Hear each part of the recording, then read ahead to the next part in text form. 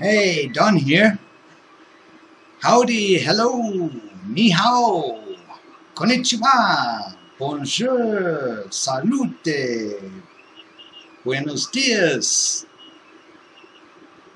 und servus. Well, I must say, one heck of a thing to accelerate for sending me the parts that I needed for my head. And after a lot of messing around with bed leveling, well, now take a look and see.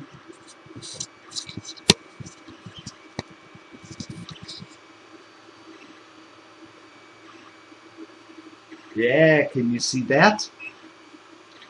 To the left and to the right there are a few gnomes. Each one took about 3 hours to print,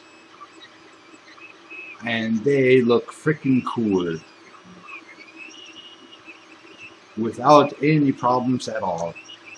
And right now I am printing Luby's Squizzly. Squizzly? Yeah, the squirrel. You know?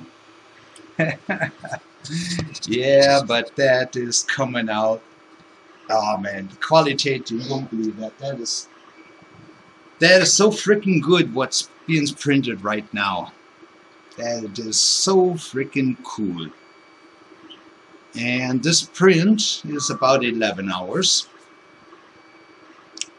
And I do hope that everything stays on the bed. Well, it is a problem still with bed leveling by the D9.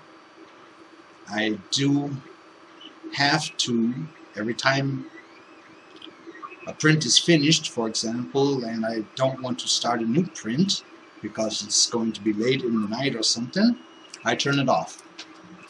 And then the next morning when I turn it back on because I want to continue a print, well then I have the problem that I have to do a manual bed level again. And well, let's just say with the manual bed leveling, it's a routine, you know what to do, you know what has to be done, and then start printing. But well,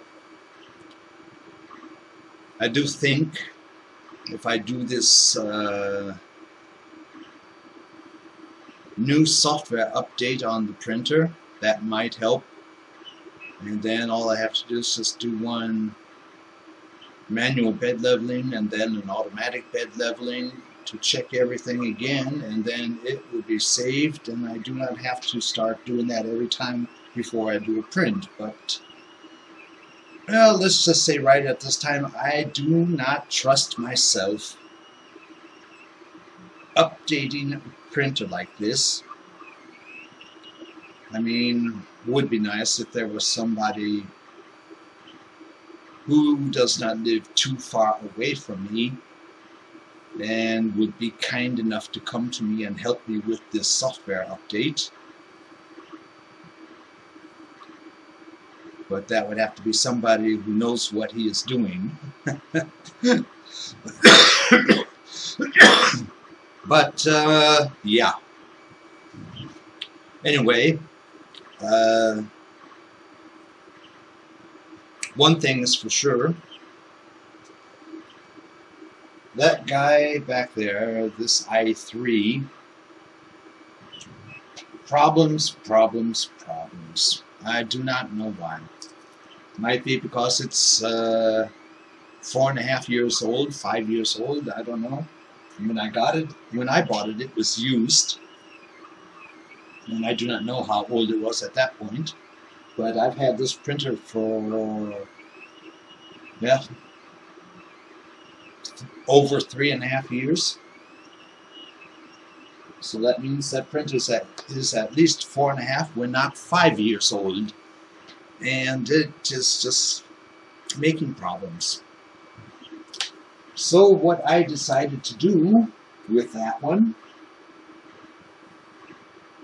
is I'm going to demount everything on it to the bare frame. My aluminium supports what I have here. I'm going to sell them in eBay. I'm going to sell that frame in eBay. The control box too, maybe. I don't know. And I'm just going to keep the motors, the electronic, the print head.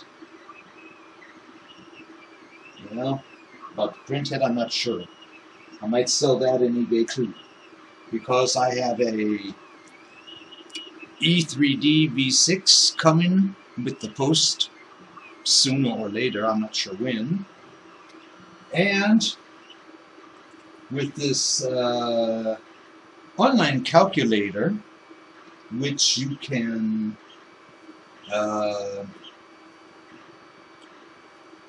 start up, and then you give the measurements in from the bed that you want to have on it, and it will calculate and send you an email with all the material, length of the rails and everything that you need. This is from a funkydriver.com. Yeah, funkydriver.com. You can go there, and then you give the information in for your bed with your bed x-axis, y-axis, and z-axis. And if you need an additional height underneath it, for example, I gave in 10 centimeters, so that there will be enough room underneath for the power brick, for the electronic, and well, who knows. But just send me information. For example, for the X frame, I will need 4 340 millimeter, 4 303 millimeter, 4 405 millimeter, and that is all with 2020 frame. And print bed support beams, 2 with 285 millimeter, 1 with 135 millimeter. Yeah, thinking of everything.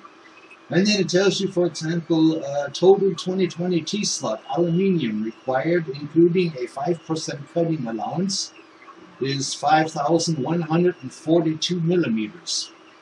And then you will need 10 millimeter anodized X-axis